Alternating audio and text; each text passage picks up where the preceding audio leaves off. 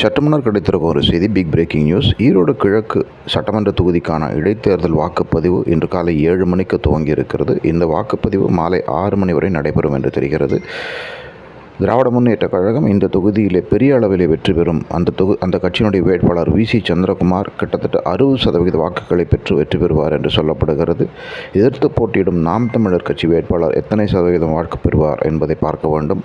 குறிப்பாக இந்த தொகுதியுடைய இடைத்தேர்தலிலே பாஜக மற்றும் அண்ணா திராவிட முன்னேற்றக் கழகம் பிற கட்சிகள் இந்த தேர்தலை புறக்கணிக்கின்றன என்பதை பார்க்க வேண்டும்.